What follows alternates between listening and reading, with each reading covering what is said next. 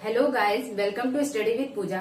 जैसा कि आपने पिछले लेक्चर में अनुसूचियों के बारे में अध्ययन किया, तो आज हम लोग क्या सीखेंगे? तो आज हम लोग संशोधन के बारे में सीखेंगे, संविधान संशोधन के बारे में सीखेंगे। क्योंकि आप यहाँ पर पॉलिटी के कंटिन्यू लेक्चर देख रहे हैं, तो अगर आपने लक्ष्मीकांत सीरीज जो कंप्लीट कराई जा रही है, अगर आपने वो नहीं देखा है तो इससे पहले यानी आप वो भी देखें और उससे आपका कॉन्सेप्ट अच्छा बनेगा। और यहाँ पर बेसिकली आज हम लोग जो 100+ संविधान संशोधन किए गए उनके बारे में बात करने वाले हैं। यहाँ पर हम लोग बेसिकली जो पर्टिकुलर यानी 100+ जो संविधान संशोधन किए गए उनके बारे में बात करेंगे। कॉन्सेप्ट हम लोग कंटिन्यू लेक्चर के थ्रू देखते जाएंगे। तो यहाँ पर आइए बात करते हैं संविधान संशोधन के बारे में। और ये संविधान संशोधन यानी अगर हमने नाम लिया संविधान संशोधन किस भाग में है, किस आर्टिकल में है, तो भाग 20 में और आर्टिकल 368 में। तो यहाँ पर हम लोग बात करते हैं संविधान संशोधन की, संविधान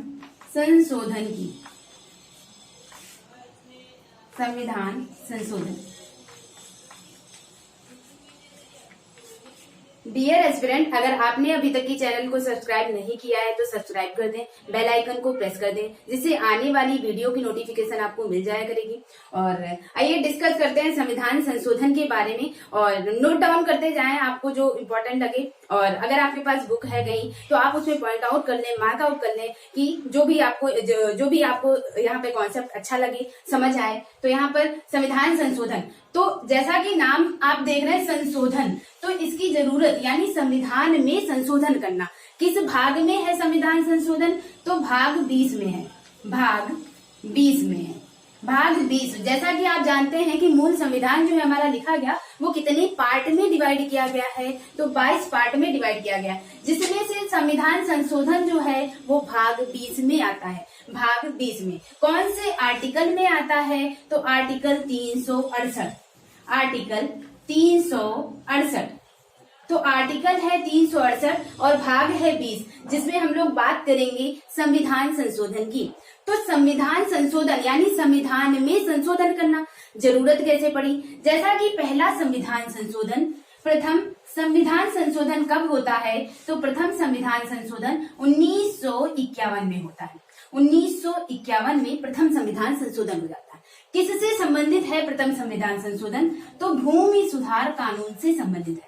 भूमि सुधार कानून, भूमि सुधार कानून से संबंधित है प्रथम संविधान संशोधन। तो आप देखें कि 26 जनवरी 1950 को हमारा संविधान लागू किया गया और 1951 में ही पहला संशोधन हो जाता है। क्या ऐसे मेजर कारण हैं क्या कि संविधान में यानी 18 महीने के बाद ही संविधान में संशोधन करने की जरूरत पड़ जाती है? तो इसके मेजर कारण क्या थे? उस समय की सिचुएशन क्या थी? क्योंकि जब हमारा संविधान लिखा जा रहा था संविधान सभा के माध्यम से, यानी संविधान सभा जो इसमें क्या ऐड करना है, कहाँ से क्या अडॉप्ट करना है, तो जो हमारा संविधान लिखा गया उनमें से एक आर्टिकल 368 डाला गया कि जब भी कंडीशन के अकॉर्डिंग संविधान में समय के अनुसार चेंजमेंट किया जा सकता है। इसी को कहते हैं संशोधन, यानी समय और परिस्थिति के अनुसार अगर ऐसा लगता है कि संविधान में कुछ चेंजमेंट होना चाहिए तो इसलिए संशोधन ऐड किया गया संविधान में। तो अब हम लोग बात करते हैं कि पहला संविधान संशोधन जो है वो 1951 में हो जाता है, यानी 18 महीने में ही ऐसी कंडीशन क्या आ जाती है कि जिसको इतनी बड़ी सभा ने, इतनी बड़ी संविधान सभा ने लिखकर तैयार किया था, उसमें संशोधन करने की जरूरत पड़ती है। तो उस समय का बेसिक कॉन्सेप्ट हम लोग देखते हैं कि उस समय भारत की सिचुएशन और स्थिति क्या थी। तो बात करते हैं 1951 के समय। तो वहां पर यानी इसमें 2 केसेस को बहुत इंपॉर्टेंस दी जाती है। कौन कौन से 2 केस? तो यहाँ पर सबसे पहले केस हम लोग बात करते हैं रोमेश थॉपर बनाम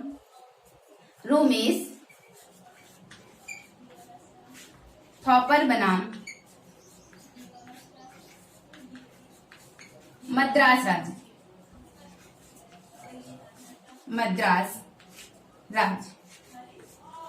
रोमेश थॉपर बनाम मद्रास राज्य। तो ये केस क्यों इंपॉर्टेंट हो जाता है कि क्योंकि इस समय 1951 में यानी पहला संविधान संशोधन होने के समय भारत की कंडीशन क्या थी? एक ये केस आया रोमेश थॉपर बनाम मद्रास राज्य। तो रोमेश हॉपर बनाम मद्रास राज्य किससे संबंधित था? तो बेसिकली यहाँ पर एक जो मैगजीन थी, मैगजीन का प्रकाशन जो होता था वो बॉम्बे से एक मैगजीन का प्रकाशन होता था, और उस जो मैगजीन थी उसका प्रकाशन बॉम्बे से होता था। मैगजीन का प्रकाशन जो है वो बॉम्बे से होता था। और यहाँ की सरकार यानी बॉम्बे गवर्नमेंट, यानी यहाँ की बॉम्बे की राज्य सरकार, मद्रास की राज्य सरकार ने क्या कहा? मद्रास की राज्य सरकार ने उस मैगजीन के प्रकाशन पर बैन लगा दिया कि आप मैगजीन जो है, मैगजीन या पत्र जो है या समाचार जो है आप नहीं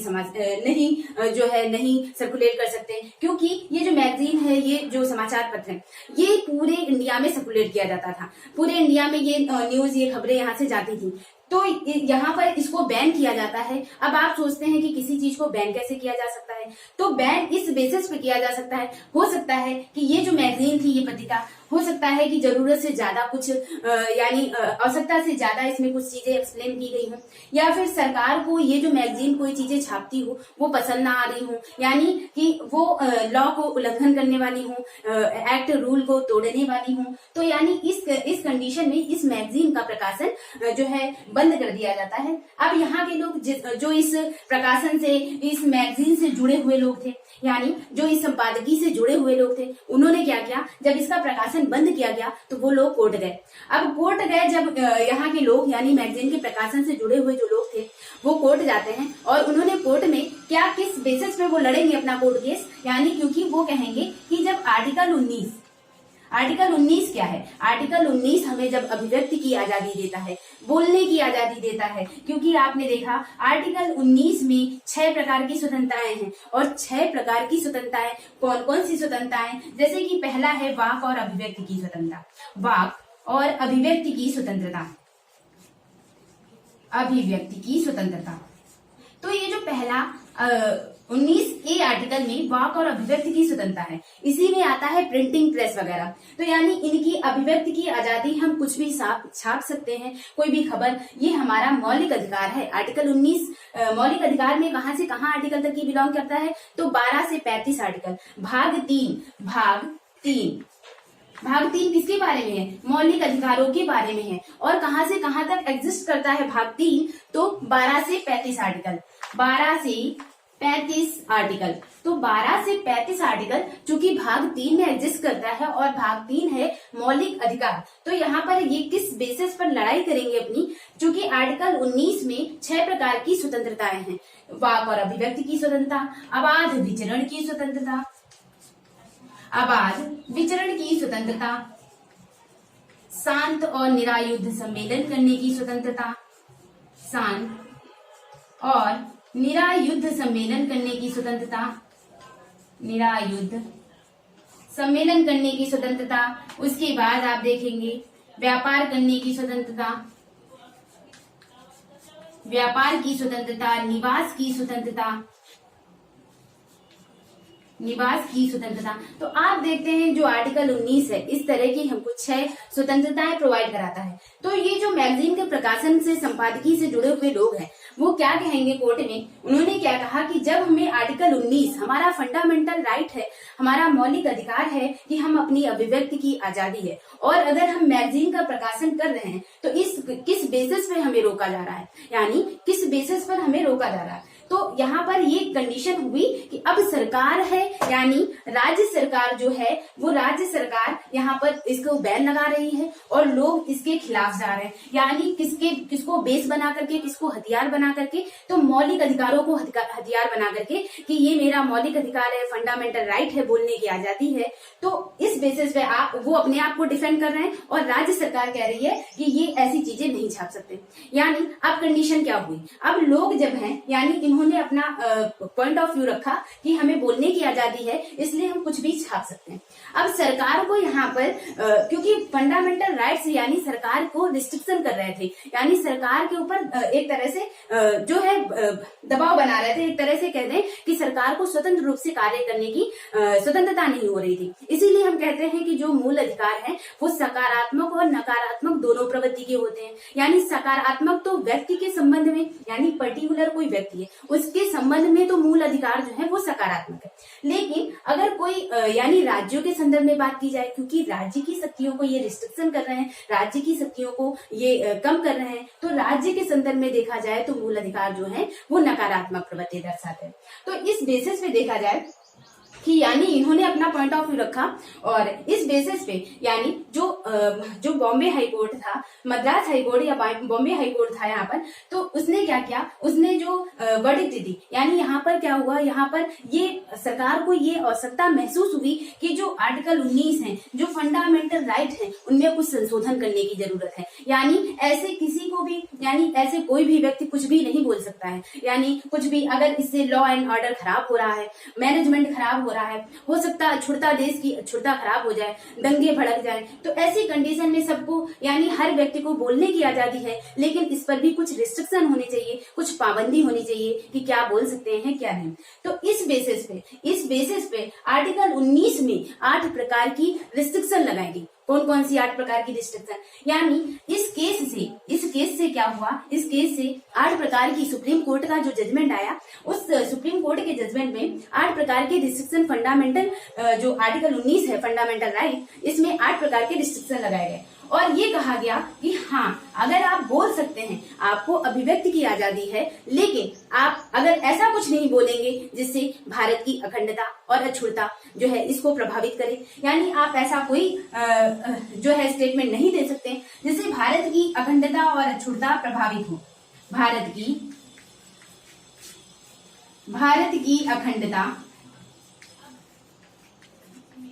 अखंडता प्रभावित हो या अछूता प्रभावित हो, पहली बात।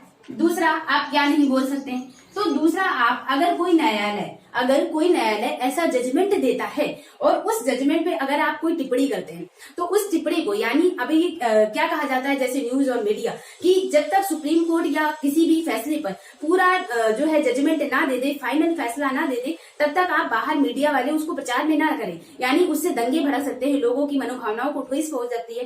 तो हो सकता है आप कहीं अगर एक भी वर्ड में चेंजमेंट कर दे तो उससे बहुत कुछ नुकसान हो सकता है। इसलिए ये कहा गया कि अखंडता को प्रभावित ना करे आपकी अभिव्यक्ति, आपके बोलने की स्वतंत्रता। दूसरी बात ये कहा गया कि अगर न्यायालय कोई जजमेंट देता है तो उस पर आप कोई भी एक वर्ड भी आप चेंज करके कुछ नहीं बोल सकते, जैसा जजमेंट है वैसा ही आप बताएंगे। तो यानी न्यायालय के द्वारा दिए गए जजमेंट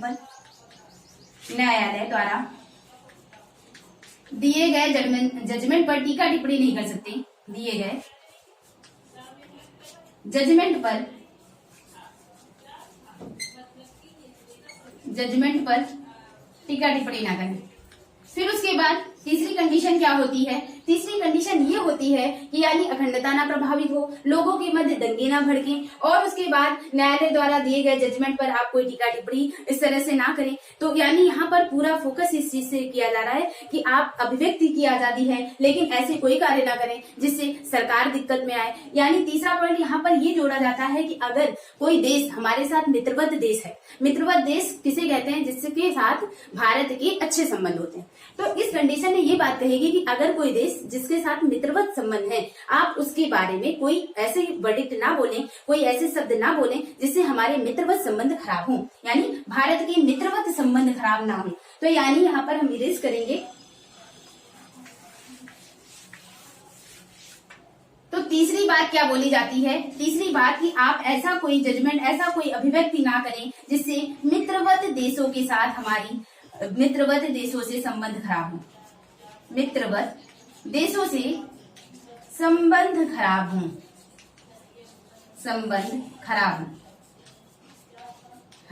तो इस तरह से आप देख रहे हैं कि ये जो आर्टिकल 19 है, आर्टिकल 19 में रिस्ट्रिक्शन डाला जा रहा है, आपको पूरी तरह से आजादी नहीं दी जा रही है। तो यहाँ पर एक तरह से पाबंदी बनाई जा रही है, यानी कुछ जो है कम की जा रही है इसकी शक्तियों को, मौलिक अधिकारों को।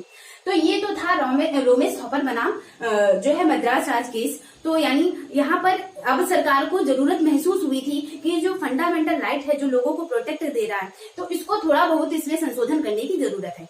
तो यहाँ पर भी संशोधन की कंडीशन बनने लगी। तो ये आप देख रहे हैं सुप्रीम कोर्ट का जजमेंट भी ऐसा आया कि कुछ रिस्ट्रिक्शन डाले गए। तो ये तो पहला केस हुआ, यानी उस समय 1951 के सिनेरियो में क्या चल रहा है भारत में। तो ये केस हुआ रोमेश हॉपर बनाम मद्रास। नेक्स्ट आप देखेंगे नेक्स्ट दूसरा केस क्या था इस समय,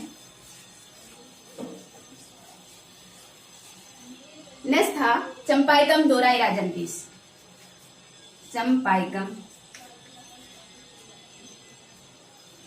चंपाइकम दोराई राजन केस, दोराई राजन केस, चंपाइकम दोराई राजन केस। और कहाँ का, मद्रास राज्य, मद्रास या तमिलनाडु गवर्नमेंट, मद्रास राज्य, मद्रास तमिलनाडु का पुराना नाम था, यानी तमिलनाडु जो मद्रास चेन्नई जो है इसका पुराना नाम था मद्रास।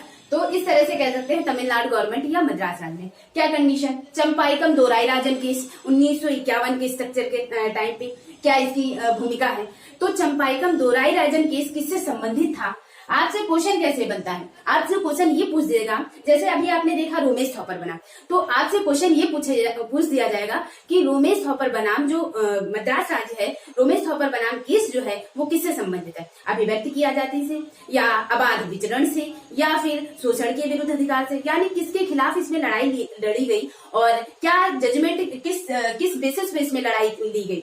तो यानी रोमेश थॉपर बनाम किससे संबंधित है, तो आपका यानी यहाँ पर आप क्या आंसर लगाएंगे कि रोमेश थॉपर बनाम किससे संबंधित है, तो अभिव्यक्ति की आजादी से संबंधित है ये केस। ठीक है, दूसरा केस जो हम लोग बात कर रहे हैं चंपाइकम दोराई राजन केस, मद्रास राज्य का। तो चंपाइकम दोराई राजन केस जो है ये किससे संबंधित है, क्वेश्चन अभी मैंने कल क्वेश्चन सीरीज जो है वो सॉल्व कराई और उसमें ही यानी अगर आप देख भी सकते हैं चंपाइकम दोराई राजन केस मूलतः किससे संबंधित है ऐसा क्वेश्चन। तो यानी यहाँ पर क्वेश्चन क्या बोला जाता है कि ये केस पूछ दिया जाएगा और ये केस किसे प्रोटेक्ट कर रहा है या किससे संबंधित है वो पूछा जाता है। तो आइए बात करते हैं चंपाइकम दोराई राजन केस की। ठीक है, तो ये जो है ये चंपाइकम दोराई राजन केस जो है वो आप देखते हैं रिजर्वेशन, यानी सरकारी जॉब हो गया, गवर्नमेंट जॉब हो गया, गवर्नमेंट जॉब और कॉलेजेस में रिजर्वेशन प्रोसेस को लेकर था, रिजर्वेशन प्रोसेस को लेकर लड़ा गया। तो क्या केस था, यानी गवर्नमेंट जॉब और कॉलेजेस में रिजर्वेशन प्रोसेस। जैसा कि आप देखते हैं अभी वर्तमान समय में जो आरक्षण का प्रावधान है ये भी केस बेसिकली आरक्षण से संबंधित था। तो क्या केस था ये जो है गवर्नमेंट जॉब से संबंधित। तो यहाँ पर आप देखेंगे कि मद्रास राज्य में क्या हुआ, मद्रास राज्य ने अपने वहां के लोगों को गवर्नमेंट जॉब और कॉलेजेस में रिजर्वेशन देने का जो है नियम पारित किया। अब जब रिजर्वेशन देने की बात करी तो वहां के जो लोग थे मद्रास के, उन्होंने क्या किया, उन्होंने विरोध किया। किस चीज का विरोध किया कि आप रिजर्वेशन नहीं दे सकते। क्या किस बेसिस पर, क्योंकि विरोध करने के लिए कोई पॉइंट ऑफ व्यू होना चाहिए। तो रिजर्वेशन यानी उन्होंने क्या कहा कि आप जो है वो रिजर्वेशन नहीं दे सकते। किससे कहा, ये जो है मद्रास गवर्नमेंट से, सरकार से बात हो रही, सरकार से यहाँ पर डिबेट है कि मद्रास गवर्नमेंट से लोगों ने क्या कहा कि आप रिजर्वेशन नहीं दे सकते। किस बेसिस पे कहा, किस बेसिस पे कहा, तो इन्होंने क्या कहा, लोगों ने यानी यहाँ पर जो अपोजिट है, तो अपोजिट में यानी ये अपना पॉइंट ऑफ व्यू क्या रखेंगे, तो यहाँ पर अपना पॉइंट ऑफ व्यू रखेंगे कि जब आर्टिकल 15 जो है, तो आर्टिकल 15 जब कहता है कि धर्म, मूल, वंश, जाति और लिंग के आधार पर भेदभाव नहीं किया जाएगा। आर्टिकल 15 क्या कहता है, धर्म, मूल, वंश, जाति और लिंग के आधार पर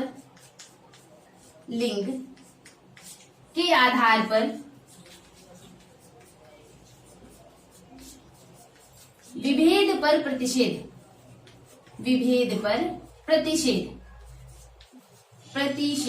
यानी आर्टिकल 15 कहता है कि धर्म, मूल, वंश, जाति और लिंग के आधार पर आप भेदभाव नहीं कर सकते। तो यानी यहाँ पर जो रिजर्वेशन प्रोसेस है, यहाँ पर जो है यानी आरक्षित SC ST वर्ग है, उन्हें आरक्षण क्यों दिया जा रहा है। रिजर्वेशन किसके बेसिस पे था कि SC ST वर्ग को आरक्षण दिया जाए। तो यानी लोगों का मत है कि हमारे आर्टिकल 15 जो कि हमारा फंडामेंटल राइट है, हमारा मूल अधिकार है, ये वायलेट हो रहा है, इसका उल्लंघन हो रहा है। तो यानी ये आर्टिकल 15 जो है, यानी आर्टिकल 15 के बेसिस पर लड़ेंगे। और क्या कहेंगे, जैसे आर्टिकल 16 क्या कहता है, आर्टिकल 16 कहता है लोक नियोजन में अवसर की समता। आर्टिकल 16 क्या कहता है, लोक लोक नियोजन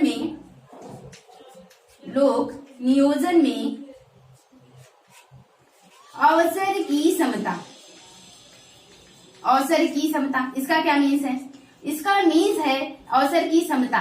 तो यानी ये आप अपने आप पॉइंट ऑफ व्यू यानी अपनी कॉपी में नोट डाउन करते जाएं और समझते जाएं। तो यानी आर्टिकल 16 क्या कहता है? आर्टिकल 16 कह रहा है कि लोक नियोजन क्या होता है? लोक नियोजन यानी कहीं पर भी सरकारी नौकरी है या कहीं पर भी, तो सबको समान दृष्टि देखी जाएगी। यानी लोक नियोजन में लोगों को सर्वाइव करने के लिए अगर कहीं पर भी किसी को जो है वो बढ़ावा नहीं दिया जाएगा, लोक नियोजन में अवसर की समता, सबको समान अवसर दिया जाएगा। ये हमारा आर्टिकल 16 कहता है और ये हमारा फंडामेंटल राइट है। तो यानी लोग जो है वो किस बेसिस पे अपनी लड़ाई लड़ेंगे कि आर्टिकल 15 और आर्टिकल 16 जो कि प्रोटेक्ट कर रहे हैं हमारे मूल अधिकारों को। यानी ये कह रहा है कि धर्म, मूल, वंश, जाति के आधार पर भेदभाव नहीं किया जा सकता। आर्टिकल 16 कह रहा है लोक नियोजन में अवसर की समता, यानी सभी लोगों को समान अवसर दिया जाएगा। तो किस बेसिस पे आप इन्हें रिजर्वेशन दे रहे हैं? यानी किस बेसिस पे आप कास्ट, यानी यहाँ पर आपने क्या कर लिया, यहाँ पर आपने कास्ट को देख लिया, यानी कास्ट बेसिस पे आप रिजर्वेशन दे रहे हैं। यहाँ पर अवसर की समता भी नहीं हो रही है,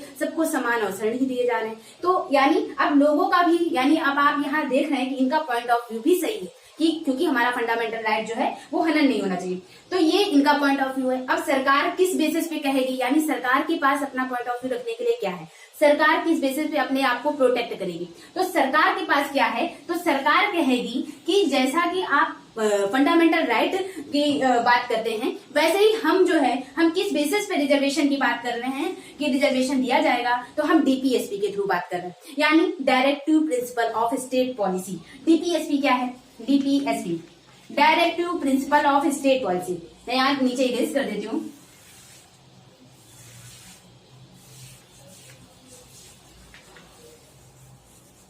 यानी सरकार क्या कहेगी? तो सरकार कहेगी कि हम किस पर बात कर रहे हैं? Directive principle of state policy. Directive principle of state policy.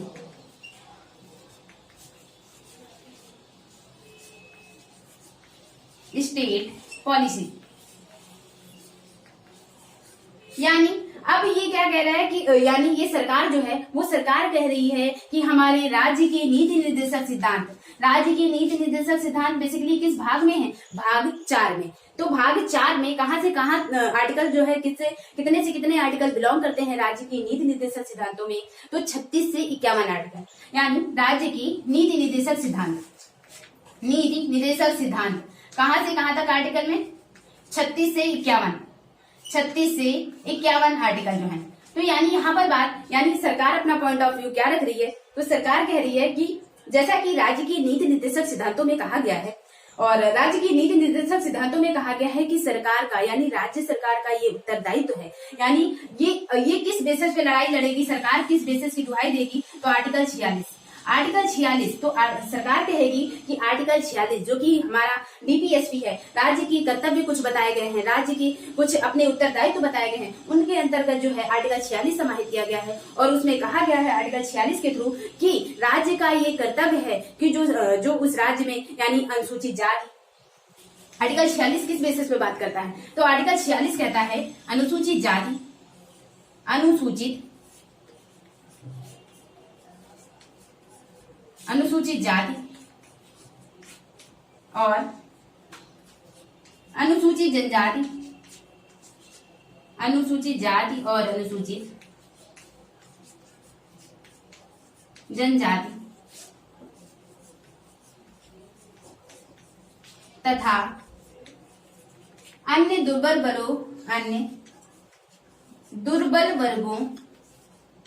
दुर्बल वर्गों का संरक्षण,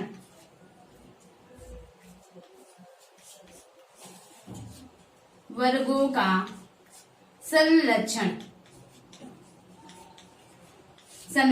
यानी अब सरकार जो है, यानी स्टेट गवर्नमेंट जो है वो क्या कह रही है? वो कह रही है कि अनुसूचित जाति और अनुसूचित जनजाति तथा अन्य दुर्बल वर्गों का संरक्षण है आर्टिकल 46 में। और आर्टिकल 46 जो कि डीपीएसपी में है, राज्य के नीति निर्देशक सिद्धांतों में। तो यानी हमारा कर्तव्य है, राज्य क्या कहेगा कि हमारा कर्तव्य है कि हम समाज में जो पिछड़ा वर्ग है, जो दुर्बल लोग हैं, उनको हम प्रोटेक्ट करें और उनको बढ़ावा दें। और उनको बढ़ावा किस बेसिस पे दिया जा सकता है, तो इस बेसिस पे हम रिजर्वेशन प्रोसेस लाए। यानी यहाँ पर आपने दोनों में कंपेयर कीजिए कि यानी सरकार भी सही है, राज्य गवर्नमेंट भी, क्योंकि संविधान में तो दोनों बातें लिखी गई हैं। अब राज्य के नीति निर्देशक सिद्धांतों में इस चीज को इंडिकेट कर दिया गया कि राज्य का कर्तव्य है कि वो सबको बराबर दृष्टि से देखे, जो पिछड़ा है, दबा कुचला वर्ग है या दुर्बल वर्ग है, उसको बराबर प्रोटेक्शन दे, यानी बराबर उसको लाने की कोशिश करे, उसको बढ़ावा दे। तो यानी राज्य अपना कर्तव्य निभा रहा है और लोग जो जिस बेसिस पर लड़ रहे हैं, आर्टिकल 15 और आर्टिकल 16, लोगों की बात भी सही है।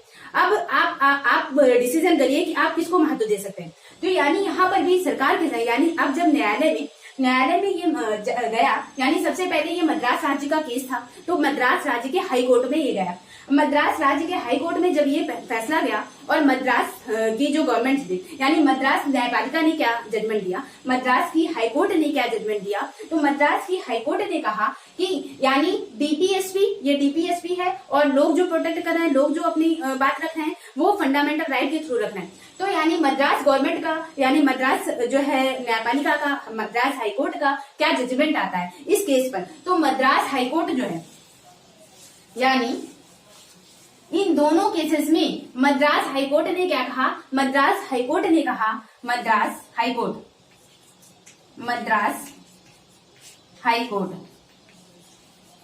तो मद्रास हाईकोर्ट ने कहा कि इन दोनों कंडीशन में, दोनों के मध्य विवाद की स्थिति में, यानी दोनों संविधान में बातें लिखी हैं और दोनों के मध्य विवाद की स्थिति में हम किसको प्रायोरिटी देंगे। तो यानी यहाँ पर आया मद्रास जो हाईकोर्ट था, इसने कहा कि दोनों के मध्य विवाद की स्थिति में हम फंडामेंटल राइट को, यानी अगर रिजर्वेशन प्रोसेस से लोगों के मूल अधिकारों का हनन हो रहा है तो उस कंडीशन में हम किसको मान्यता देंगे, तो हम जो है वो फंडामेंटल राइट को, यानी लोगों के मौलिक अधिकार का हनन नहीं होना चाहिए। तो यानी यहाँ पर मूल अधिकारों को बढ़ावा देने की बात की गई, मूल अधिकारों को डिफेंड किया गया, मूल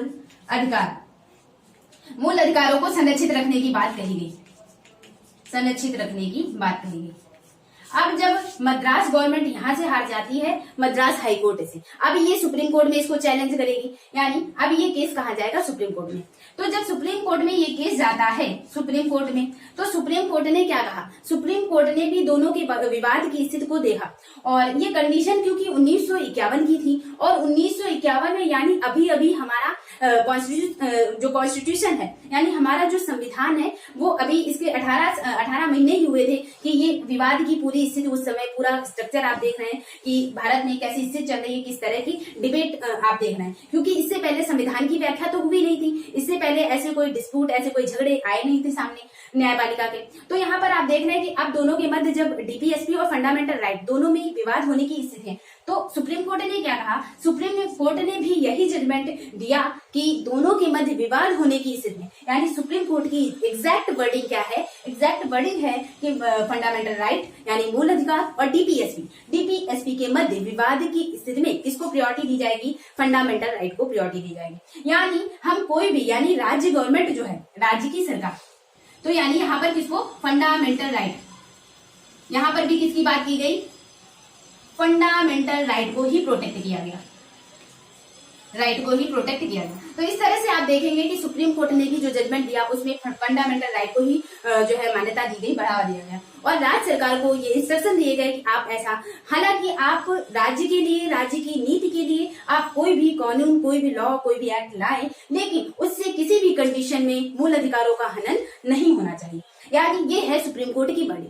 अब यहाँ से आपने देखा कि मद्रास जो गवर्नमेंट थी, मद्रास गवर्नमेंट यहाँ से हार गई केस, लेकिन यानी मद्रास गवर्नमेंट तो हार गई और लेकिन यहाँ से एक बहुत बड़ी बात समझ में आ रही थी, लोगों को, न्यायपालिका को, अधीनस्थ न्यायालयों को, हाई कोर्ट को, यानी भारत के अंदर जो अन्य न्यायालय चल रहे थे वहां पर एक, क्योंकि सुप्रीम कोर्ट की वर्डिंग थी, तो सुप्रीम कोर्ट की वर्डिंग, यानी चूंकि सुप्रीम कोर्ट एक अभिलेख न्यायालय के रूप में कार्य करता है। तो यानी यहाँ से लोगों को एक बात समझ में आ गई थी। कौन सी बात समझ में आ गई थी? बात ये समझ में आ गई थी कि इन केस यानी भविष्य में अगर डीपीएसपी और फंडामेंटल राइट दोनों के मध्य अगर विवाद होता है तो उस कंडीशन में प्रायोरिटी किसको दी जाएगी? उस कंडीशन में प्रायोरिटी फंडामेंटल राइट को दी जाएगी, मौलिक अधिकारों को दी जाएगी। यानी एक निष्कर्ष, मद्रास गवर्नमेंट तो हार गई, लेकिन इससे एक बहुत बड़ा निष्कर्ष लोगों को मिल गया, लोगों को एक जजमेंट मिल गया कि अगर दोनों के मध्य विवाद होता है तो उसमें फंडामेंटल राइट प्रोटेक्ट किए जाएंगे, फंडामेंटल राइट को ज्यादा महत्व दिया जाएगा।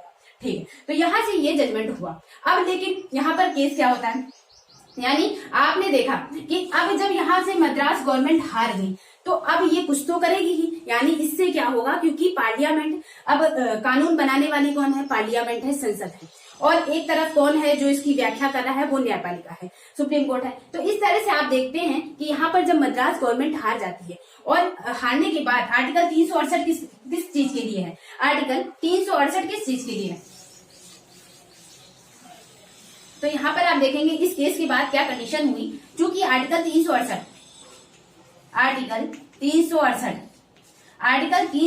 के थ्रू पार्लियामेंट को ये पावर दी गई है, संसद को ये पावर दी गई है कि वो संविधान में संशोधन कर सकती है। संविधान में संशोधन करने की पावर किसको दी गई है? पार्लियामेंट को दी गई है, संसद को दी गई है। संविधान में संशोधन करने की पावर, संशोधन की शक्ति तो आपने देखा कि आर्टिकल 368 के तहत संविधान में संशोधन की शक्ति पार्लियामेंट को दी गई है। तो यानी अब यहाँ पर दोनों, यानी न्यायपालिका, क्योंकि यहाँ पर जो है मद्रास गवर्नमेंट हार चुकी थी, और क्योंकि लोकसभा और जो राज्यसभा यानी संसद में जाने वाले लोग कौन है? गवर्नमेंट के ही लोग हैं, सरकार के ही लोग हैं। तो यानी अब पार्लियामेंट क्या करेगी? पार्लियामेंट यानी अब पार्लियामेंट ऐसे कुछ कार्य करेगी, यानी अब यहाँ से एक तरह से पार्लियामेंट और एक तरह से जुडिशरी और पार्लियामेंट के मध्य एक तरह से जो है सुपरसीड करने की होड़ मच जाती है कि यानी दोनों में से पार्लियामेंट सुपर है कि न्यायपालिका सुपर है। तो यानी एक दूसरे को, कभी आप देखेंगे पार्लियामेंट न्यायपालिका को सुपरसीड करती है, जुडिशरी को सुपरसीड करती है, तो कभी जुडिशरी पार्लियामेंट को सुपरसीड करती है।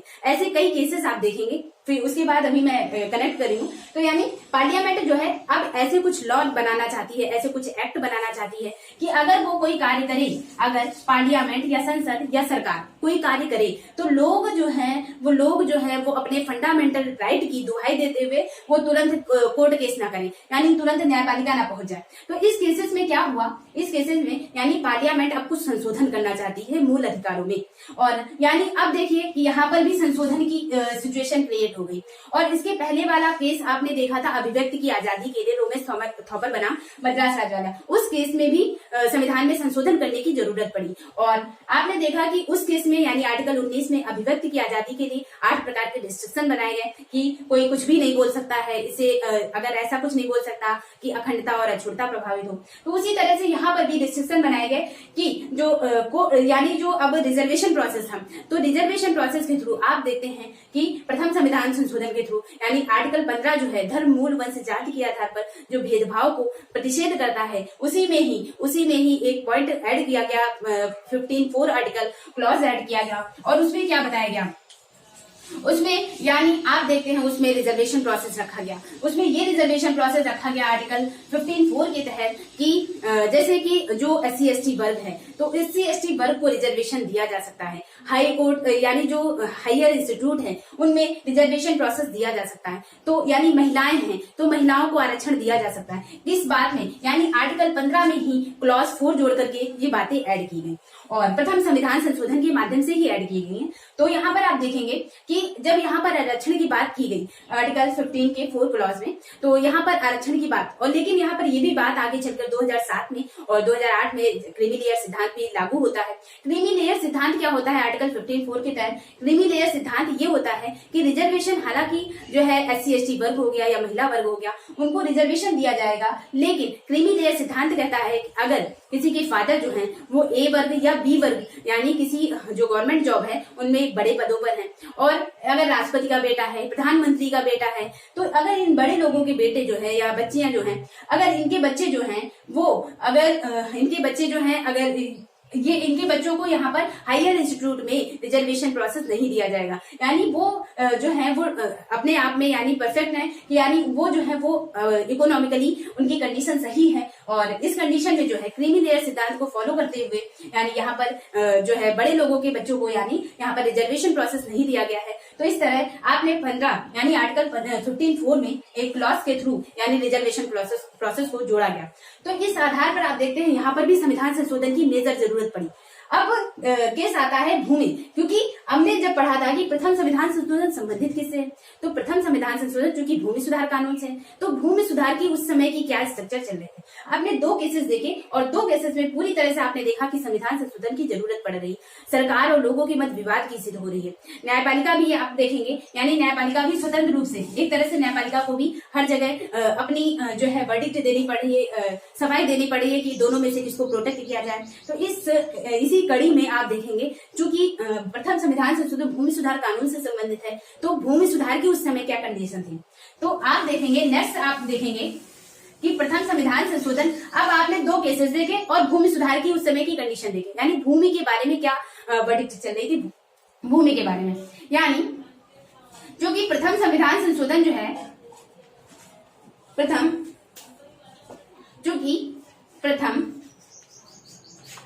संविधान संशोधन जो है वो किससे रिलेट है, तो प्रथम संविधान संशोधन भूमि सुधार कानून से संबंधित है। भूमि सुधार कानून से, भूमि सुधार कानून से संबंधित है। तो यानी अब ये कंडीशन क्या थी, भूमि सुधार कानून। तो प्रथम संविधान संशोधन जो है भूमि सुधार कानून से संबंधित है। तो यहाँ पर आप देखेंगे कि भूमि सुधार की बात यहाँ पर कैसे आई, तो क्योंकि प्रथम संविधान संशोधन जब हुआ, क्योंकि 2 केसेस आपने देखे, चंपाइकम दोराई राजन केस और रोमेश थॉपर बनाम मद्रासन, 2 केसेस के बाद जब प्रथम संविधान संशोधन हुआ, तो प्रथम संविधान संशोधन में क्या क्या ऐड किया गया, तो इसके थ्रू यानी 31 से प्रथम संविधान संशोधन के थ्रू 31 से 31B और नवी अनुसूची ऐड की गई, नवी अनुसूची ऐड की गई, नवी अनुसूची जोड़ी गई, और क्या किया गया, और आप देखते हैं जैसे कुछ आर्टिकल यानी जो फंडामेंटल राइट थे, जैसे कि आर्टिकल 15, आर्टिकल 19, आर्टिकल 19 और जैसे कि 276 आर्टिकल, ये ऐसे कुछ आर्टिकल थे जिनमें संशोधन किया गया और जिसमें कुछ क्लॉज जोड़े गए, कुछ हटाए गए। तो यहाँ पर आप देखेंगे यानी इनमें संशोधन किया गया और article 31B, article 31A, 31B और नवी अनुसूची जोड़ी गई। यानी यहाँ पर आप देखेंगे कि ये नवी अनुसूची, तो नवी अनुसूची की यहाँ पर इसकी महत्ता क्यों आई, भूमि सुधार कानून से संबंधित है नवी अनुसूची। तो नवी अनुसूची की जरूरत क्यों पड़ी, इसकी बहुत महत्व है। इसने एक तरह से पूरा जो है सिचुएशन यानी स्ट्रक्चर बदलने का काम एक तरह से कर दिया। तो नवी अनुसूची का महत्व देखिए आप। तो यानी क्योंकि भूमि सुधार कानून और ये प्रथम संविधान संशोधन कौन लाया, जवाहरलाल नेहरू की सरकार है, जवाहरलाल नेहरू लाई है, जवाहरलाल नेहरू,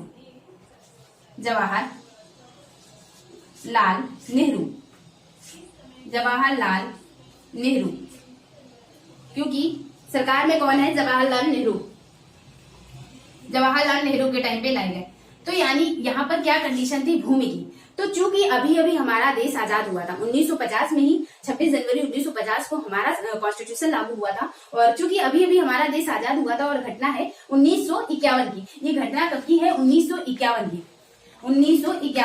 तो आप देखेंगे कि इसी समय हमारा देश आजाद हुआ था। और चूंकि इससे पहले क्या था, इससे पहले आप देखते हैं जमींदारी प्रथा थी, और जमींदारी प्रथा में क्या होता था, तो जमींदारी प्रथा जो थी यानी जमींदारी प्रथा में अगर 1/10 जमींदारी प्रथा जो इससे पहले जो जमींदारी प्रथा थी, जमींदारी प्रथा, तो इसमें क्या था कि जमींदारी प्रथा में लोग जो थे यानी बड़े बड़े जमींदार हुआ करते थे, और उन जमींदारों में से 1/11 भाग जो है यानी जो भी उपज का 1/11 भाग जमींदार अपने पास रखते थे, और 10/11 भाग यानी ये जो नवी अनुसूची थी इसकी महत्ता इसलिए इतनी ज्यादा है क्योंकि यहाँ से आप देख रहे हैं जमींदारी प्रथा, और जमींदारी प्रथा जो स्टार्ट किसने करी थी? अगर जमींदारी प्रथा की बात की जाए तो जमींदारी प्रथा जो है वो लॉर्ड कॉर्नवालिस ने स्टार्ट करी थी और 1793 में लॉर्ड कॉर्नवालिस ने जमींदारी प्रथा स्टार्ट की। और आप देख रहे हैं कि आजादी के बाद भी जमींदारी प्रथा जो है वो एग्जिस्ट कर रही थी। और इस समय जब ब्रिटिशर्स का राज था और उस समय जब जमींदारी प्रथा जो थी यानी लॉर्ड कॉर्नवालिस द्वारा दी गई जमींदारी प्रथा थी जिन्होंने स्टार्ट की थी, तो यहाँ पर क्या था 10/11 भाग, यानी इसमें जमींदारी प्रथा में क्या होता था 10/11 भाग जमींदार जो है वो ईस्ट इंडिया कंपनी को देते थे। ईस्ट इंडिया कंपनी को यानी 10/11 भाग ईस्ट इंडिया कंपनी को दिया जाता था और 1/11 भाग जो है वो जमींदार अपने पास रखता था। यानी 1/11 भाग अपने पास रखता था और 10/11 भाग ईस्ट इंडिया कंपनी को देता था। इससे क्या हुआ? इससे ये हुआ कि ईस्ट इंडिया कंपनी को ज्यादा रेवेन्यू मिल रहा था और जब ईस्ट इंडिया कंपनी को ज्यादा फायदा मिल रहा था तो यानी ब्रिटिशर्स क्या कर रहे थे? जमींदारी प्रथा को सपोर्ट कर रहे थे। अब जब देश आजाद हो गया तो उसके बाद भी ये जमींदारी प्रथा रह गई, एग्जिस्ट रह गई। हालांकि जमींदारी प्रथा खत्म हुई लेकिन जो बेगारी किसकी वजह से? जमींदारी प्रथा की वजह से। यानी जमींदारी प्रथा तो खत्म हुई आजादी के बाद, लेकिन बेगारी वर्ड जो आपने आर्टिकल 23 और 24 में सुना है। आर्टिकल 23 क्या कहता है? आर्टिकल 23 क्या है? तो आर्टिकल 23 जो है वो बेगारी पर रोक लगाने की बात करता है, शोषण के विरुद्ध संरक्षण की बात करता है। तो ये बेगारी क्या होता है? बेगारी अगर आप काम करा लें यानी किसी भी मजदूर से काम कराने के बाद उसका मेहनताना ना देना, ये बेगारी है। मेहनताना या उसकी मजदूरी के बराबर पैसा ना देना, इसको क्या कहते हैं? इसको बेगारी कहते हैं। तो यानी अब जो जमींदारी प्रथा थी इससे बेगारी जो थी बेगारी व्याप्त थी। तो ये जो जमींदारी प्रथा थी ये क्या कार्य कर रही थी? यानी आप देखेंगे उस समय यानी आजादी के बाद 48% जो जमीन थी वो इन जमींदारों के पास थी और 48% जमीन इन जमींदारों के पास थी। तो यानी इससे जो गवर्नमेंट थी यानी जो सरकार थी तो उसको ये लग रहा था कि जब 48% जमीन जो है वो इन जमींदारों के पास थी और बाकी बची जो भूमि है वो उसमें सारे लोग सर्वाइव कर रहे हैं। इससे यानी जब ये जमीन लोगों के पास जिनके पास जमीन नहीं होती थी वो इन जमींदारों के अंडर में रहकर कार्य कर रहे थे और बेगारी जैसी ये प्रथाएं व्याप्त थी अभी भी। तो यानी अब ये सबसे बड़ा चैलेंज जो है सरकार के सामने इस जमींदारी प्रथा को खत्म करने का था। क्यों खत्म करने का? आप देखते हैं जैसे आर्टिकल 39 और आर्टिकल 39 जो कि डीपीएसपी में है, राज्य के नीति निर्देशक सिद्धांतों में है। और आर्टिकल 39 के तहत कहा गया है कि राज्य जो है राज्य का ये कर्तव्य होगा कि वो जो यानी जो भी संसाधन है उनको इक्वली डिस्ट्रीब्यूट किया जाए। यानी समाज में अगर वो जमीन है या जो भी जमीन है संसाधन है उनको इक्वल बांटा जाए। ये कहाँ पर बात लिखी गई है? आर्टिकल 39 में। तो यहाँ पर जो जमीन है वो जमीन 48% लोगों के पास यानी 48% जमीन जो है वो कुछ जमींदारों के पास ही नहीं थी। अब इनसे ये जमीन लेनी भी है और जो सरकार जो है जमीन लेने की कोशिश करती तो ये जो जमींदार हैं ये जमींदार कोर्ट का सहारा ले लेते, न्यायालय पहुंच जाते और वो कहते क्योंकि इस समय संपत्ति का अधिकार जो है वो मूल अधिकारों की श्रेणी में था। इस समय क्या था? संपत्ति का अधिकार मूल अधिकार था। तो यहाँ पर मैं इरेज कर देती हूँ इसको। तो यहाँ पर क्या था? संपत्ति का अधिकार जो है वो मूल अधिकारों की श्रेणी में था।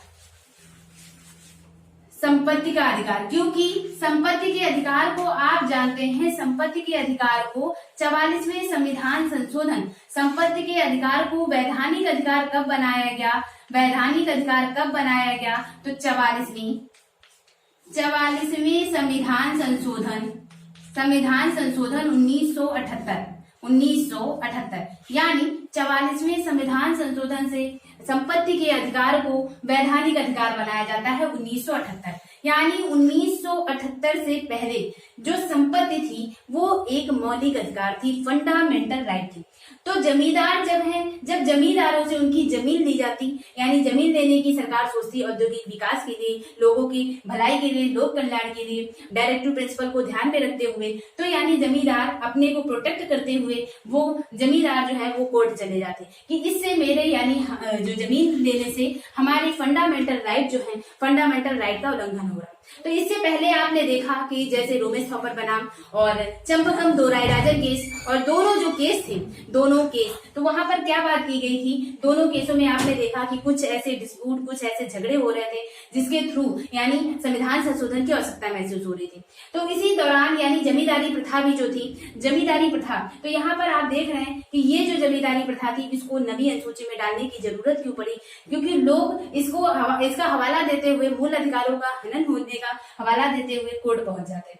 अब सरकार जो है इस चीज को प्रोटेक्ट करना चाहती है, यानी अब लोगों को यानी इस चीज से बचाने के लिए कि लोग न्यायालय ना जाए, तो इस वजह से जमींदारी प्रथा यानी भूमि से संबंधित जो भी वाद हुए उन्हें नवी अनुसूची में डालना चाहती है। भूमि सुधार कानून, जैसा कि आपने देखा कि नवी अनुसूची किससे संबंधित है, तो नवी अनुसूची जो है वो भूमि सुधार कानून से संबंधित है। तो भूमि सुधार यानी यहाँ पर सरकार ने एक निर्णय निकाला और भूमि से संबंधित जो विवाद था उसको कहाँ पर डाला, भूमि से संबंधित जो विवाद था वो नवी अनुसूची में डाला।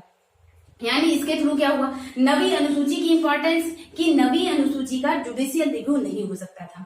तो अब जो भी यानी भूमि से संबंधित वाद को सरकार ने नवी अनुसूची में डाला। अब जब नवी अनुसूची में डाला तो नवी अनुसूची का महत्व देखें, नवी अनुसूची का महत्व, यानी अब ये नवी अनुसूची कहता है कि नवी अनुसूची का जुडिशियल रिव्यू नहीं हो सकता, न्यायिक समीक्षा नहीं हो सकती। तो नवी अनुसूची की न्यायिक समीक्षा नहीं हो सकती, इस वजह से भूमि सुधार कानून को नवी अनुसूची में डाला। अब न्यायिक समीक्षा क्या होता है, न्यायिक समीक्षा ये होता है कि सुप्रीम कोर्ट है वो यानी कार्यपालिका हो गई या विधायिका, अगर कोई कानून बनाती है तो और न्यायपालिका अगर वो कानून जो है नवी अनुसूची में डाला जाता है तो उस संबंध में न्यायपालिका जो है उस पर कोई जजमेंट नहीं दे सकती, उस पर कोई निर्णय नहीं दे सकती, उसकी सुनवाई नहीं कर सकती, क्योंकि वो सब्जेक्ट नवी अनुसूची में शामिल कर दिया गया।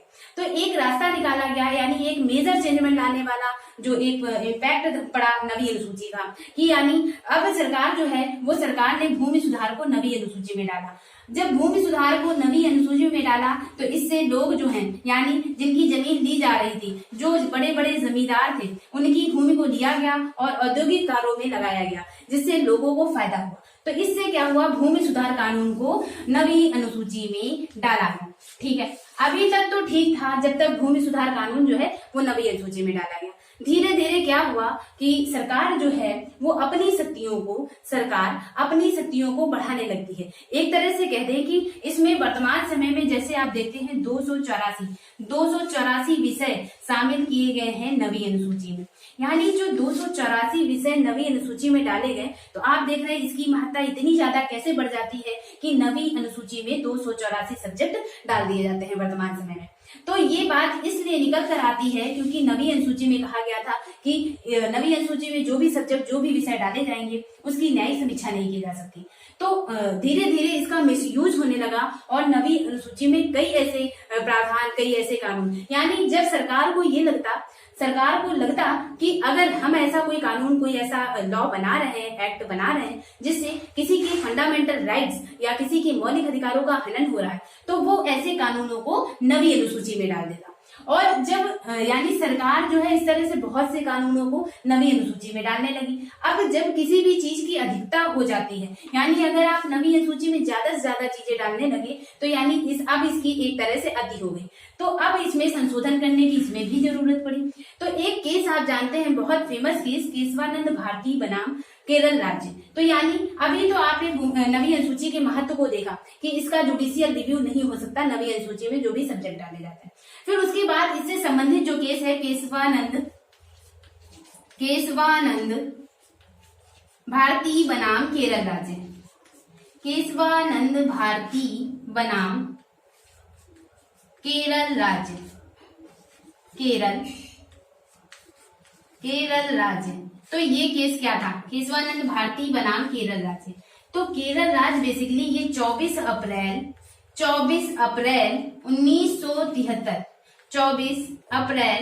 1973 में सुप्रीम कोर्ट द्वारा एक जजमेंट आता है जिसको कहा जाता है यहाँ पर, ये केस किससे संबंधित था? केशवानंद भारती बनाम केरल राज्य, और ये भी भूमि विवाद से संबंधित केस था, केशवानंद भारती केस। ये केस इतना महत्वपूर्ण इसलिए है क्योंकि इसमें 13 जजों की बेंच ने, इसमें 13 जजों की बेंच ने फैसला दिया, और इससे पहले कोई भी इतनी बड़ी बेंच किसी भी फैसले की सुनवाई, किसी भी विषय की सुनवाई इतनी बड़ी बेंच ने नहीं की थी। तो इसलिए केशवानंद भारती बनाम एक पॉलिटिकल साइंस में एक महत्वपूर्ण केस और एक महत्वपूर्ण जो विषय बन जाता है। तो जो केशवानंद भारती बनाम केस था, इसके बारे में हम लोग बाद में डिटेल में पढ़ेंगे। यहाँ पर हम लोग इसकी वर्डिक्ट देखते हैं क्या निकल के आया।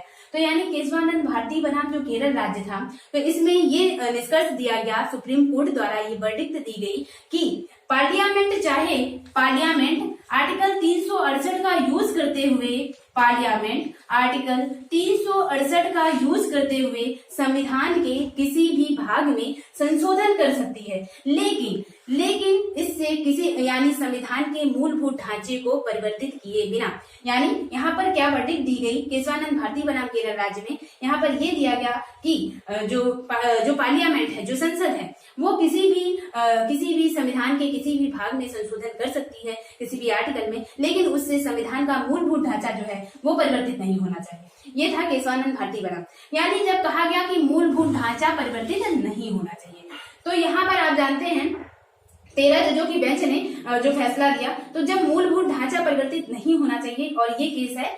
1973 का केशवानंद भारती बनाम केस है। तो यानी मौलिक अधिकारों को यहाँ पर यानी मूलभूत जो ढांचा है, जो कि मूलभूत ढांचे में मौलिक अधिकार हो गए, डीपीएसबी हो गए, तो इनमें से आपने देखा जो मौलिक अधिकारों के थ्रू यानी जिसमें पार्लियामेंट को ये एक तरह से दिया गया डिसीजन की वो जो पार्लियामेंट है सब में संशोधन कर सकती है, लेकिन संविधान के मूलभूत ढांचे में परिवर्तन नहीं कर सकती।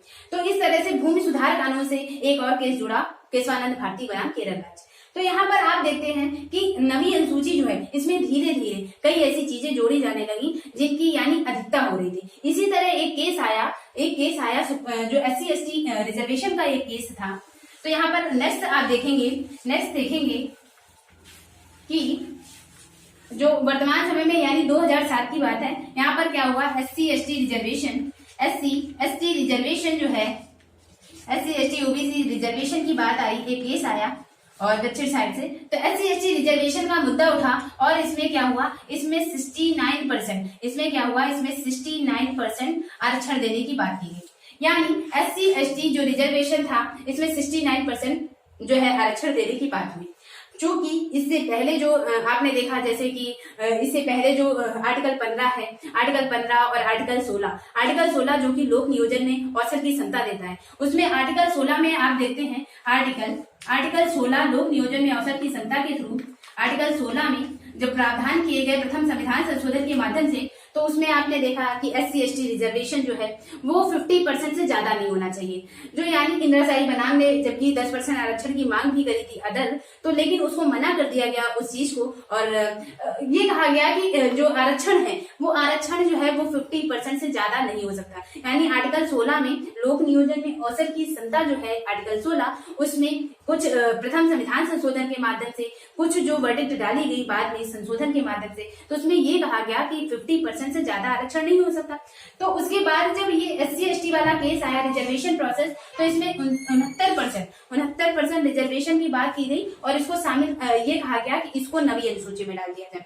अगर नवी अनुसूची में डाल दिया जाएगा तो इसकी न्यायिक समीक्षा नहीं हो सकेगी। तो यानी ये बात आई कि न्यायिक समीक्षा इसकी नहीं हो पाएगी, इसलिए इसको नवी अनुसूची में डाल दिया जाए। तो बेसिकली यहाँ पर इसके बाद केस निकल के आता है, यानी इसके बाद SC/ST रिजर्वेशन, इस बात के बाद एक केस आता है IR कोहेलो केस।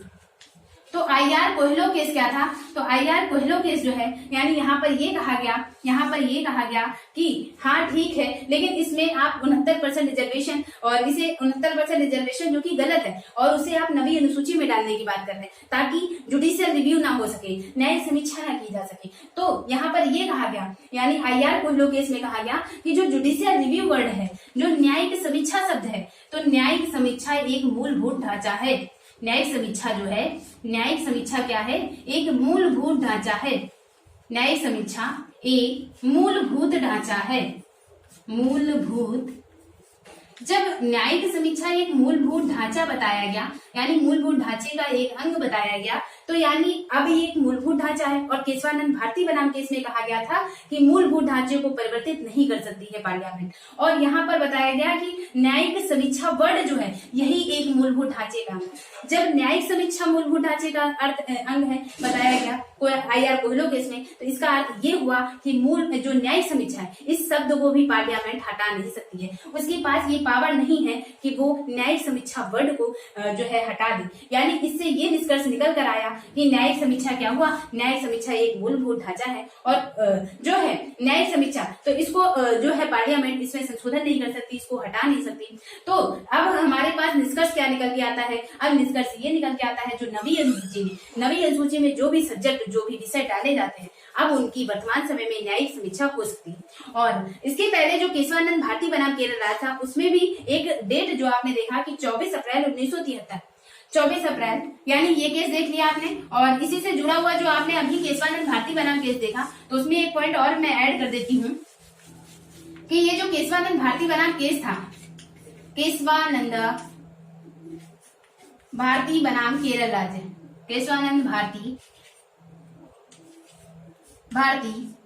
बनाम केरल राज्य, तो ये जो केस था इसमें ये डेट मेंशन की गई, केरल राज्य 1973, 24 अप्रैल 1973, 24 अप्रैल 1973, तो इसमें ये डेट मेंशन की गई थी। यानी जो न्यायिक समीक्षा वर्डिंग है इसको विस्तार करते हुए न्यायिक समीक्षा शब्द का विस्तार यहाँ भी किया गया था। यहाँ पर किस संबंध में किया गया था, यहाँ पर ये कहा गया था केशवानंद भारती बनाम केस में कि जो 24 अप्रैल 1973 से पहले जो विषय नवी अनुसूची में डाले गए हैं उनकी न्यायिक समीक्षा नहीं, यानी इससे पहले जो विषय शामिल किए गए हैं उनकी न्यायिक समीक्षा नहीं, न्यायिक समीक्षा नहीं की जा सकती। लेकिन केशवानंद भारती बनाम केस में ही कहा गया कि जो 24 अप्रैल 1973 के बाद जो केस डाले गए हैं नवी अनुसूची में उनकी न्यायिक समीक्षा हो सकती है, न्यायिक समीक्षा हो सकती है, न्यायिक समीक्षा हो सकती है। यानी आपने इससे जुड़े हुए, यानी प्रथम संविधान संशोधन से जुड़े हुए आपने कौन कौन से केस देखे, तो आपने रोमेश थॉपर बनाम मद्रास राज्य केस देखा, बॉम्बे राज्य, और उसके बाद आपने देखा चंपकम दोराईराजन केस देखा। उसके बाद आपने चंपकम दोराईराजन केस के बाद आपने देखा कि यानी उस समय, यानी ये पूरा सिनेरियो कैसा बनना है कि इस समय मेजर जरूरत पड़ रही है संविधान में संशोधन करने की। लोग अपने फंडामेंटल राइट को प्रोटेक्ट करते हुए जो है जो कोर्ट है, न्यायालय है, वहां पर अपने आप को प्रेजेंट कर रहे थे। तो इस समय मेजर आवश्यकता पड़ गई थी सरकार को कि संविधान में संशोधन किया जाए, और यही रीजन है कि 18 महीने के अंदर ही संविधान में संशोधन कर दिया जाता है, प्रथम संविधान संशोधन। और उसके थ्रू संविधान में क्या क्या चीजें इंसर्ट की जाती हैं, क्या नई चीजें, तो आप जानते हैं कि 31A, 31B और नवी अनुसूची, और इसके साथ साथ आर्टिकल 15, आर्टिकल 16, इनमें कुछ रिस्ट्रिक्शन पॉइंट डाले गए कि रिजर्वेशन 50% हो सकता है, जो आरक्षित या महिला वर्ग है या जो SC ST वर्ग है उनमें आरक्षण हो सकता है। आर्टिकल 19 में आपने देखा कि आर्टिकल 19 के तहत जो है अभिव्यक्ति की आजादी, उसमें भी रिस्ट्रिक्शन लगाया गया कि आप किन किन बिंदुओं पर आपकी अभिव्यक्ति की आजादी को छीना जा सकता है। तो ये सब किस संविधान संशोधन के माध्यम से हो रहा, ये सब प्रथम संविधान संशोधन 1951 के माध्यम से हो रहा, प्रथम संविधान संशोधन 1951 के माध्यम से। तो इसमें जो 31B आर्टिकल है, ये 31B आर्टिकल बेसिकली नवी अनुसूची को प्रोटेक्ट कर रहा है। 31B आर्टिकल क्या कहता है, 31B आर्टिकल में ये कहा गया था कि जो नवी अनुसूची में जो भी विषय डाले जाएंगे उनकी न्यायिक समीक्षा नहीं की जा सकती। ये किसमें बताया गया है, 31B आर्टिकल में। यानी तो प्रथम संविधान संशोधन के माध्यम से 31B और नवी अनुसूची को जो है वो प्रथम संविधान संशोधन के माध्यम से जोड़ा गया। आई होप आपने प्रथम संविधान संशोधन को बेसिकली बहुत अच्छे से अध्ययन किया, और इसमें जो है इसमें हर जैसे आपको केस बताए गए, इससे बहुत इंपॉर्टेंट क्वेश्चन बन जाते हैं कि चंपकम दोराईराजन केस किससे संबंधित था, या फिर रोमेश थॉपर बनाम केस जो है किससे संबंधित था। उसके बाद केस बन जाता है कि IR कोहलो केस की किसके बाद समीक्षा की गई थी, रिजर्वेशन के बाद। SC ST रिजर्वेशन जो प्रोसेस आया था कि 69% रिजर्वेशन को जो है नवी अनुसूची में डाल दिया जाए, उसके बाद IR कोहलो केस का जजमेंट आता है। तो यानी जमींदारी प्रथा क्या थी और आजादी के समय ये किस तरह से एग्जिस्ट कर रही थी, इसको आपने समझा। और उसके बाद नवी अनुसूची के आपने नवी अनुसूची के महत्व को समझा, न्यायिक समीक्षा के वर्डिक्ट को समझा। तो ये था एक प्रथम संविधान संशोधन और इसके बारे में आपने डिटेल देखा। अब मैं कुछ इम्पोर्टेंट जो है केसेस को यानी कुछ इम्पोर्टेंट संविधान संशोधनों को पॉइंट आउट कर देती हूँ, आप उनको मार्क आउट कर दें और उसके बाद मैं उसका डिटेल बताती जाऊंगी नेक्स्ट वीडियो में। यहाँ पर मैं कुछ इंपॉर्टेंट संविधान संशोधनों के बारे में बता रही हूँ, तो आप चाहे तो उसे नोट डाउन कर सकते हैं और चाहे तो आप कुछ लिख सकते हैं अपने कॉपी में या पॉइंट आउट मार्क आउट कर सकते हैं। तो यहाँ पर हम लोग डिस्कस करते हैं, ये तो था प्रथम संविधान संशोधन। नेक्स्ट हम लोग बात करते हैं सबसे इंपॉर्टेंट 7वां संविधान संशोधन। 7वां संविधान संशोधन आप बहुत अच्छे से परिचित हैं इस शब्द से। 7वां संविधान संशोधन कहाँ पर आपने देखा था, जो आपने 12 अनुसूचियों का अध्ययन किया था। और आपने जब 12 अनुसूचियों का अध्ययन किया आपको पता भी नहीं चला, आप 8 संविधान संशोधन सीख गए थे। और अभी मैं बताऊंगी कैसे आपने 8 संविधान संशोधन भी साथ में सीख लिए। तो बेसिकली ये जो 7वां संविधान संशोधन था ये कब हुआ, 1956 में हुआ। 1956 में 7वां संविधान संशोधन कब हुआ, 1956 में हुआ। तो 7वां संविधान संशोधन 1956 में हुआ और ये किससे संबंधित है, राज्य पुनर्गठन आयोग से।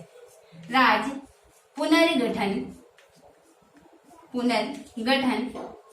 आयोग से संबंधित है क्या, 7वां संविधान संशोधन। तो राज्य पुनर्गठन आयोग, तो यहाँ पर आप देखते हैं कि 1956 में राज्य पुनर्गठन आयोग जो है, अधिनियम जो है वो पारित हो जाता है। तो राज्य पुनर्गठन आयोग गठित कब हुआ, तो गठित हुआ है 1953 में। यानी राज्य पुनर्गठन आयोग का गठन कब किया गया, 1953 में। राज्य पुनर्गठन आयोग अधिनियम पारित कब हुआ, 1956 में। और इसके बाद आप देखते हैं 1953, ये डेट कितनी इंपॉर्टेंट है। तो यानी यहाँ से आपको अगर राज्य पुनर्गठन आयोग से संबंधित कोई भी जो केसेस हैं, जैसे आपसे पूछा जाए धर आयोग हो गया, यानी अगर आपसे पूछा जाए धर आयोग या फिर आपसे पूछा जाए फजल अली आयोग, तो यानी ये जो आयोग देख रहे हैं इनमें अध्यक्षता इन्हीं व्यक्तियों ने की है। धर में एसके धर आयोग ने अध्यक्षता की, फजल अली आयोग तो न्यायमूर्ति फजल अली थे, फजल अली आयोग। नेक्स्ट आप देखते हैं जैसे जेवीपी कमेटी, तो ये जो आप देख रहे हैं जेवीपी कमेटी, तो ये जो केसेस हैं ये किससे संबंधित है, राज्य पुनर्गठन आयोग से संबंधित है। और एसके धर आयोग, फजल अली आयोग और जेवीपी कमेटी, बेसिकली यहाँ पर ये बात हो रही थी कि 1953 में एक व्यक्ति पट्टी श्री रामल्लू, कौन व्यक्ति, पट्टी श्री रामल्लू,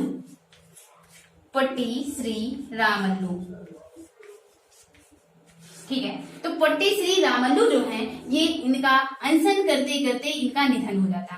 किस चीज के लिए अनशन कर रहे थे पट्टी श्री रामल्लू, ये आप बेसिकली भाषा के आधार पर राज्यों के गठन की मांग कर रहे थे। तो भाषा के गठन की मांग कब से उठी, क्योंकि जब ब्रिटिशर्स हमारे यहाँ राज कर रहे थे तो ब्रिटिश हमारा भारत को कैसे छोड़कर गए थे, क्योंकि आप जानते हैं 562 देशी रियासतें, जब देश आजाद हो रहा था तो 562 देशी रियासतों को एक में विलय करने का श्रेय किसे दिया जाता है, सरदार वल्लभ भाई पटेल को दिया जाता है। तो यानी वर्तमान आजादी के समय कितनी जो रियासतें थी, 562 देशी रियासतें थी। और ये जो देशी रियासतें थी इनमें कौन रहते थे, प्रीवी काउंसिल के लोग, यानी यहाँ पर आप देखते हैं देशी रियासतों के राजा जो है वो शासन कर रहे होते हैं।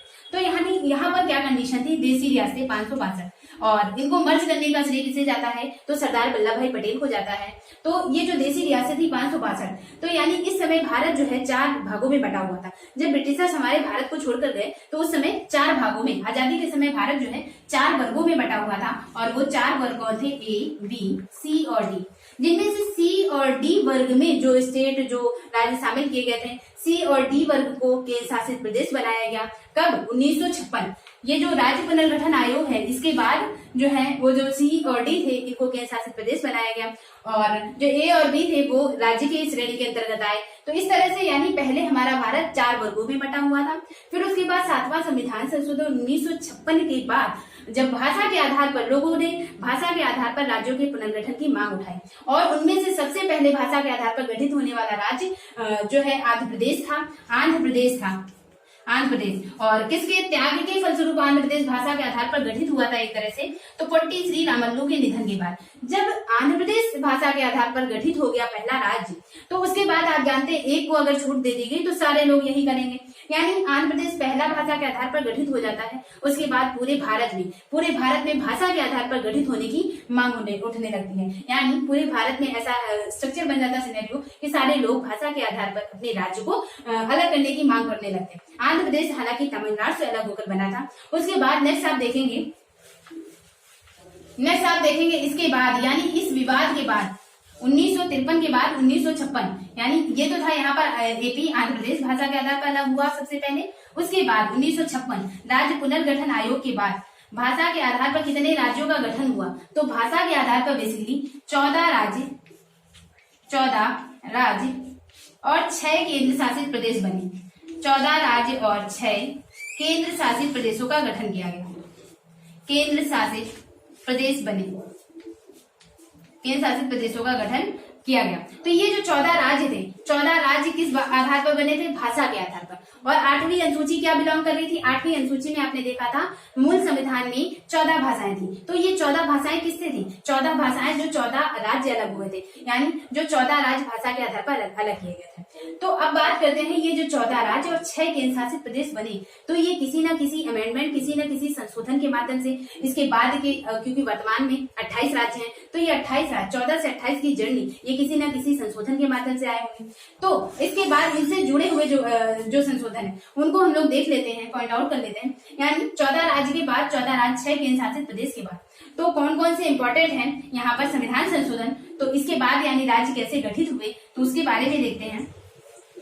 इसके बाद यानी ये तो था राज्य पुनर्गठन आयोग 7वां संविधान संशोधन। उसके बाद हम लोग 8वें संविधान संशोधन की बात करेंगे, लेकिन यहाँ पर जो है यहाँ पर 7वां संविधान संशोधन किससे? राज्यों से संबंधित, राज्यों के पुनर्गठन से। इसी आधार पर आप देखें 10वां संविधान संशोधन, 10वां संविधान संशोधन, 10वां, 12वां, 13वां, 13वां और 14वां। ये जो 4 संविधान संशोधन हैं, 10वां, 12वां, 13वां और 14वां, ये बेसिकली 10वें संविधान संशोधन से दादरा और नगर हवेली को केंद्र शासित प्रदेश घोषित किया जाता है। दादरा और नगर हवेली केंद्र शासित प्रदेश किस संविधान संशोधन के माध्यम से? 10वें संविधान संशोधन के माध्यम से दादरा और नगर हवेली को केंद्र शासित प्रदेश घोषित किया जाता है। फिर नेक्स्ट आप देखेंगे 12वां संविधान संशोधन। तो 12वां संविधान संशोधन जो बेसिकली है, इसमें जो है गोवा, दमन और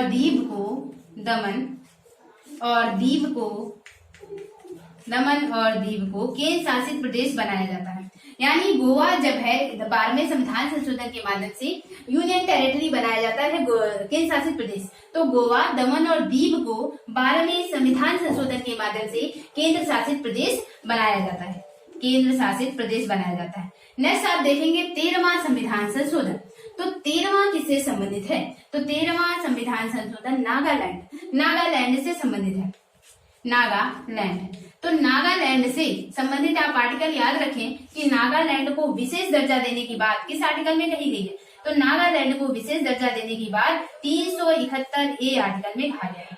क्योंकि आप जानते हैं कि 370 आप बहुत अच्छे से जानते हैं कि जम्मू कश्मीर को विशेष राज्य का दर्जा दिया गया था 370 आर्टिकल के तहत। तो इसी कड़ी में आप 371A आर्टिकल जो है वो नागालैंड को विशेष राज्य का दर्जा दिया गया। ठीक है, तो ये 13वां संविधान संशोधन जो है वो नागालैंड से संबंधित। नेक्स्ट आप देखेंगे 14वां संविधान संशोधन। तो जो 14वां संविधान संशोधन है, इसके थ्रू पुडुचेरी को क्या केंद्र शासित प्रदेश का दर्जा दिया जाता है। तो जो 14वां संविधान संशोधन है वो पुडुचेरी को, आई थिंक आपको विजुअल हो पा रहा होगा, तो पुडुचेरी को केंद्र शासित प्रदेश बनाया जाता है। किस संविधान संशोधन के माध्यम से? केंद्र शासित प्रदेश बनाया जाता है, गठित किया जाता है किस संविधान संशोधन के माध्यम से? तो 14वें संविधान संशोधन के माध्यम से। आइए डिस्कस करते हैं पुडुचेरी के बारे में। पुडुचेरी तो आप अपने पास नोट डाउन करते जाएं या लिखते जाएं कहीं पर भी। तो उसके बाद पुडुचेरी को आप देखेंगे 14वें संविधान संशोधन के माध्यम से पुडुचेरी को केंद्र शासित प्रदेश घोषित किया गया पुडुचेरी। ठीक है, तो पुडुचेरी को केंद्र शासित प्रदेश 14वें संविधान संशोधन। पुडुचेरी की बात करते हैं तो पुडुचेरी में बेसिकली 4 जिले आते हैं। कौन कौन से 4 जिले आते हैं पुडुचेरी में? माहे, यनम, कराईकल, माहे, यनम, कराईकल, माहे, यनम, कराईकल और पुडुचेरी। पुडुचेरी, माहे, यनम, कराईकल और पुडुचेरी। ठीक है, तो ये जो 4 जिले हैं माहे, यनम, कराईकल और पुडुचेरी, इनमें से जो माहे जिला है, माहे जिला किसके अंडर में है? यानी ये जो पुडुचेरी के 4 जिले 3 राज्यों में इनका विस्तार है, 3 राज्यों में इनका विस्तार है, तो ये जो माहे है वो केरल राज्य है।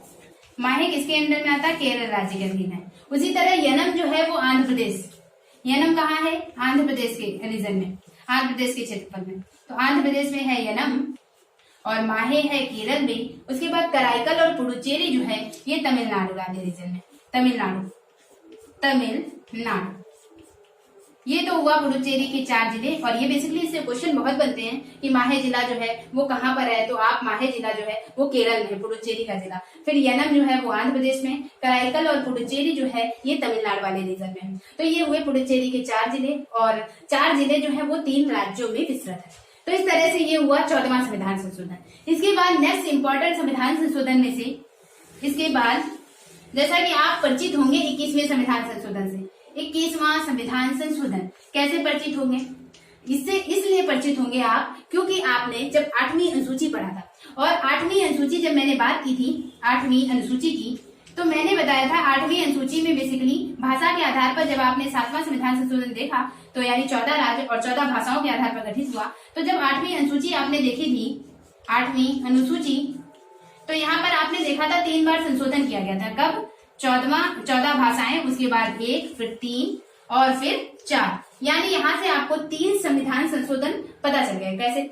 14 भाषाओं के बाद पहला संविधान संशोधन यानी 21वां संविधान संशोधन हुआ, 71वां हुआ और 92वां संविधान संशोधन। 3 संविधान संशोधन पता चल गए 21, 71 और 92, जिनमें से जो 21 है, 21वें संविधान संशोधन के माध्यम से सिंधी को जोड़ा गया। सिंधी भाषा को 8वीं अनुसूची में जोड़ा जाता है, यानी सिंधी भाषा को 8वीं अनुसूची में किस संविधान संशोधन के माध्यम से जोड़ा जाता है? 21वें संविधान संशोधन। इसी तरह से 71वें संविधान संशोधन से 3 भाषाएं कोकड़ी, मणिपुरी और नेपाली, कोकड़ी, मणिपुरी और नेपाली। तो कोकड़ी, मणिपुरी और नेपाली, इन 3 भाषाओं को किस संविधान संशोधन के माध्यम से? 71वें संविधान संशोधन के माध्यम से जोड़ा गया। उसके बाद 92वें संविधान संशोधन के माध्यम से 4 भाषाएं, और कौन कौन सी? बोडो, डोगरी, मैथिली और संथाली। बोडो, डोगरी, मैथिली और संथाली। मैथिली और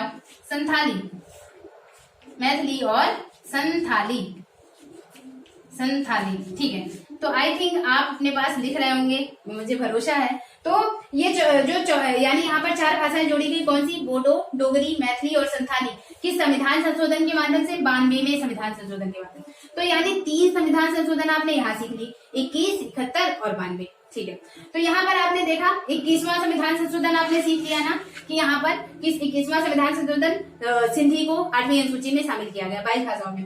फिर इसके बाद 21 के बाद बहुत इंपॉर्टेंट 24वां संविधान संशोधन।